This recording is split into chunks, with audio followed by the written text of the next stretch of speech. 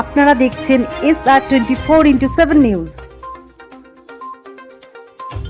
বাজারের সার্বজনীন দুর্গোৎসব তো বাংলা বিখ্যাত পুজো এক নম্বর, কিন্তু এখানে জয় জগন্নাথের প্রতি বাংলার মানুষের, কলকাতার মানুষের যে নিদারুণ ভক্তি আছে সেটা বাপি ঘোষ এই বাগবাজারের মাঠে পুজো করে প্রমাণ করে দিচ্ছে।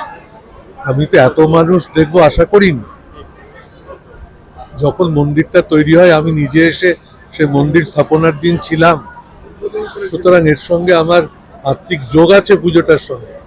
না এলে ভুল হয়ে যেত। আমি ব্যস্ত আছি খুব। পার্লামেন্ট আবার খুলবে 21শে জুলাই, দলের কর্মসূচি আছে।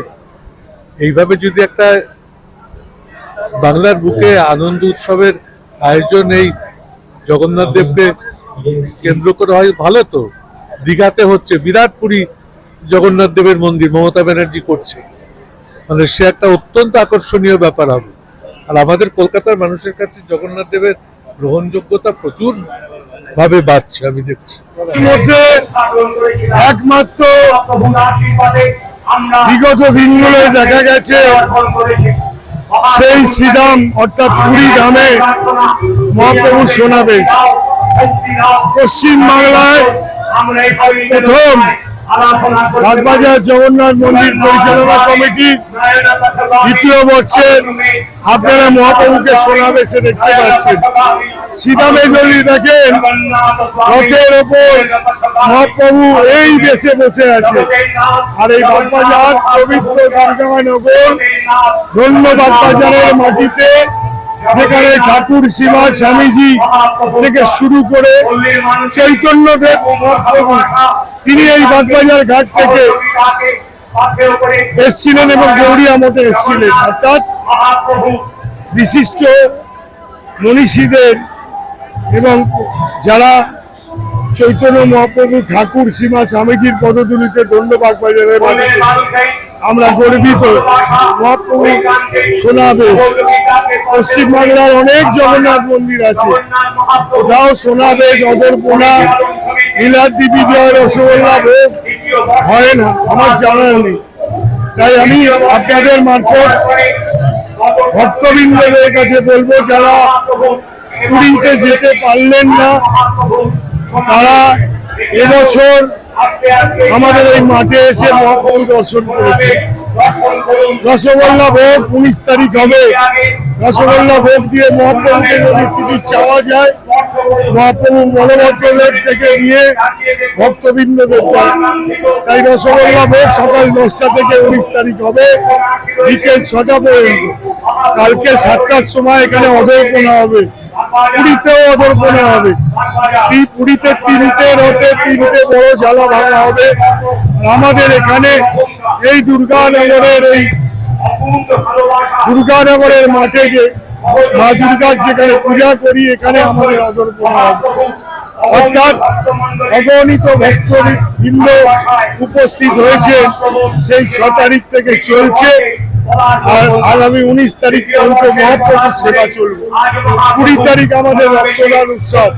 স্বামীজি বলেছেন, তুমি দুর্গা পুজো করো, তুমি কালী পুজো করো, তুমি ঈদ উৎসব করো, বড়দিন পালন করো, বড় ঠাকুর আনো, প্যান্ডেল বাঁধো।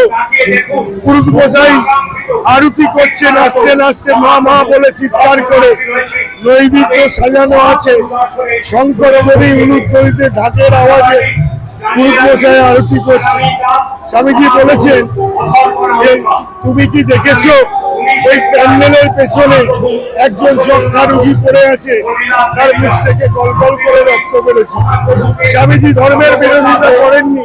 স্বামীজি এটাই বলতে চেয়েছিলেন যে মানব সেবা বড় সেবা।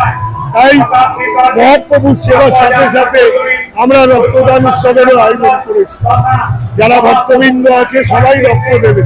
অর্থাৎ মানব সেবা, মহাপ্রভু সেবা, মিলন উৎসব, মেলা, সাংস্কৃতিক অনুষ্ঠান, হাজার হাজার লোকের ভোগ, লক্ষ লক্ষ লোক ভোগ, সবকিছু পরিপূর্ণ বাগবাজার মাঠে হয়েছে। বেশ কয়েকদিন ধরে আপনাদের চ্যানেলে, ইউটিউবের মাধ্যমে আমি অনেক কথা বলেছি।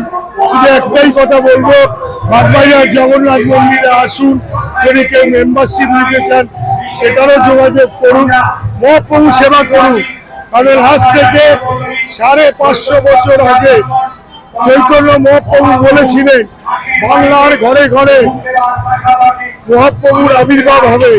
আজকে দেখুন 100 মানুষকে যদি দাঁড় করানো হয়, তাকে যদি জিজ্ঞেস করা হয় আপনার বাড়িতে মহাপ্রভু আছে, সবাই বলবে হ্যাঁ জয় জগন্নাথ বলে মহাপ্রভু আছে।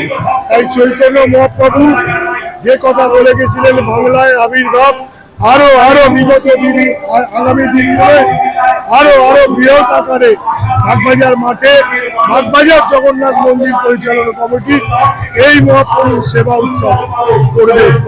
আপনাদের ইউটিউবের মাধ্যমে যে সকল ভক্তবৃন্দ আমার কথা আপনার ইউটিউবের মাধ্যমে পৌঁছে দিলে আপনাদেরকেও কৃতজ্ঞতা জানাই, ভক্তবৃন্দদের প্রণাম জানাই এবং কলকাতা পুলিশ সহ কলকাতা কর্পোরেশন, কলকাতা ট্রাফিক সমস্ত প্রশাসনিক যারা আছে তাদেরকেও আমরা বাগবাজার জগন্নাথ মন্দির পরিচালনা কমিটির পক্ষ থেকে শুভেচ্ছা জানাই।